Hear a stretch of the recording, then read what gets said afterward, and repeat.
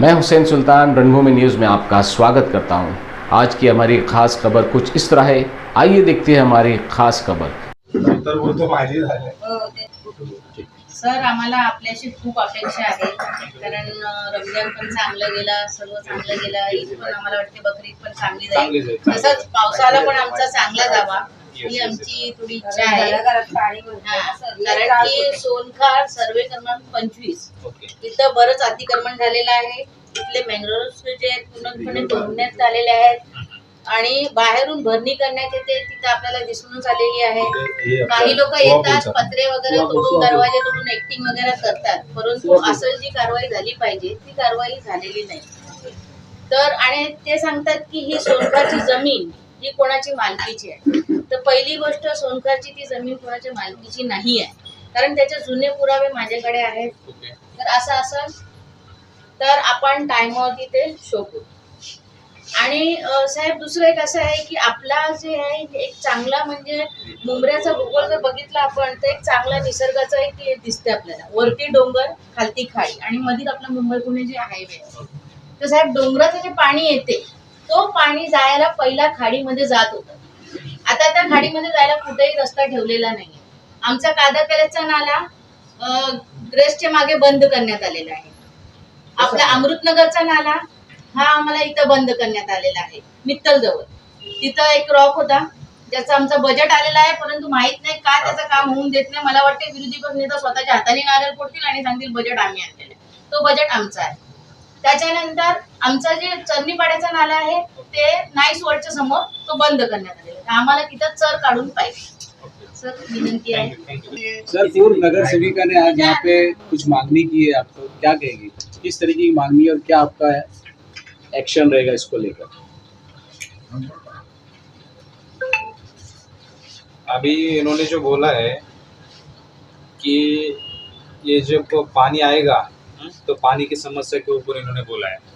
तो हमारी 2 मीटिंग हो चुकी है प्री मानसून के, और सम्मान्य हमारी जो मेयर मैडम है उनके साथ भी हमारी मीटिंग होने वाली है प्री मानसून की. तो प्री मानसून के जो हमें मानसून में प्रॉब्लम आएगा उसका प्रॉपर प्लानिंग एग्जीक्यूशन हम करने वाले हैं.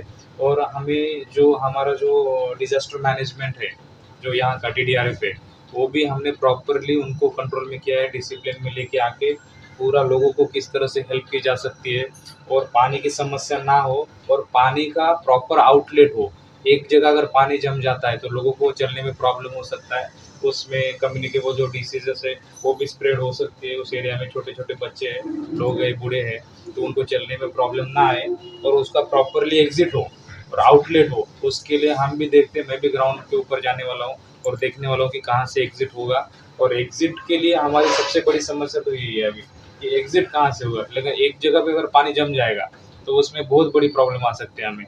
तो वहाँ पे डेंगू, मलेरिया ये भी हो सकता है. तो आगे चल के हम इसका प्रिकॉशन लेंगे. और अभी मई महीने में हमें करना पड़ेगा, क्योंकि जून से बारिश शुरू हो जाएगा तो हमें बहुत प्रॉब्लम आएगा. तो जितना जल्दी हम इसका एग्जीक्यूशन करें, प्लानिंग करें, वो हमारे लिए अच्छा होगा. और 100% हम इसके ऊपर काम करेंगे और अच्छी तरह से प्लानिंग करके इसका सोल्यूशन निकालेंगे. अमृतनगर का जो मुख्य अभी हम ये तो देखें, हमारे पास मशीन है. अभी जो ये गौरी तांबे मैडम है, डेप्यूटी CS है, उनसे भी बातचीत करने वाले. आज भी उनसे हमारी बातचीत हो गई है. तो पानी यहाँ पे जम रहा है तो किस लिए जम रहा है और किस लिए बाहर आ रहा है. तो कहीं पैक तो नहीं हुआ है, कहीं फंसा तो नहीं है. कुछ हमने ऐसे ऐसे प्रोडक्ट उसमें डाले, बॉटल्स है ये, तो नॉन रिसाइक्लेबल प्रोडक्ट जो है तो उस नाले में फंसे हुए हैं, तो उसको पहले निकालना पड़ेगा. और पानी स्मूथली अगर उसमें ट्रैवलिंग करता है तो ठीक रहेगा. लेकिन एक जगह पे फंस गया है तो वो बाहर ही निकलेगा, तो उसको पहले से निकालना पड़ेगा. तो डेप्यूटी CS जो मैडम है, गौरी तांबे मैडम, उनसे बात करके जहाँ जहाँ पे फंसा हुआ है आप मुझे लोकेशन दे दो. जैसे अमृतनगर आपने बोला है, तो और कहाँ जगह पे फंसा है तो हम क्या करेंगे, मई में यदि उसको पूरा निकाल के फिर हम स्मूथली उसका फ्लो कैसे बढ़ सकता है वो देखेंगे. सर, तिथं ना एक कलवट आहे, त्या कलवटमध्ये खूप मोठा रॉक लागलेला आहे, म्हणजे दगड. त्याच्यामुळे तो बंद झाला होता. तर आपण त्याला बजेट पण आणलं होतं नजीबाईकडून. शिंदे साहेबांनी आपल्याला बजेट पण उपलब्ध करून दिलं होतं, परंतु काही कारणास इलेक्शन पिरियड मध्ये तो बॅक वरती आला. मग त्यालाही थोडं फॉरवर्ड केलं. नहीं, वो मुझे क्या करो, एक लेटर पे ऐसे एक लेटर बनाओ आप, और सिटी में कहाँ कहाँ हमारे मुमरा में कहाँ कहाँ कौन कौन चीज़ें फंसी हुई है. जैसे आपने बोला कि रॉक से वो पूरा ब्लॉकेज हो गया, हाँ। तो कहाँ है, तो ऐसे हम पॉइंट्स बनाएंगे और ह्यूमनली जितना पॉसिबल हो सके हम ह्यूमनली और हमारी तरफ से जितनी मशीनरी अभी अवेलेबल है, तो उससे अगर चीज़ें पॉसिबल हो सके तो मई में ही पूरा निकाल देंगे और जून की उसमें प्रॉब्लम ही नहीं आएगा। तो आप लोकेशन दो, पॉइंट दो, मैं खुद वहाँ पे जाके स्पॉट्स पे इंस्पेक्शन करूंगा और गौरी मैडम को कोऑर्डिनेशन करके उसको निकाल देंगे।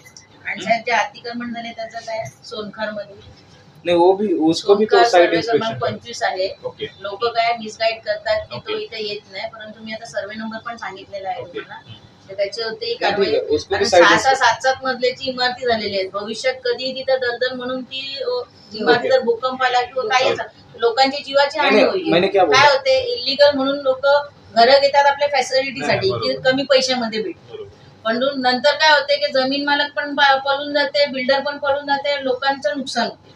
तर जर आताच आपण महापालिकाने जर लक्ष दिलं तर मला वाटतं बरं होईल, कारण Yes, yes. आपला काय हात नसते, परंतु आपणली बदनामी होते एक प्रकारची बदनामी. की आम्ही दुर्लक्ष केलं। पण हे जे काय झालेलं आहे ते इलेक्शन पिरियड मध्ये झालेलं आहे, कमी कालात झालेलं आहे, तर प्लीज जर आपण नहीं त्याच्यावर नहीं लक्ष नहीं वही बोल रहा हूँ मैं कि जो आपके मुद्दे पॉइंट्स है कि मानसून से पहले प्री मानसून हमें करना चाहिए, तो जितना हो सके अच्छी तरह से हम इसको करने वाले हैं। तो प्री मानसून में भी होगा और प्री मानसून इसीलिए बोला गया कि मानसून से पहले जितनी प्लानिंग हो सके, एग्जीक्यूशन हो सके, जितने बैरियर से उसको हटा के जैसे मुमरा के लोगों को किस तरह से अच्छी सर्विस मिल सके, इसका प्रयास हमारा रहेगा।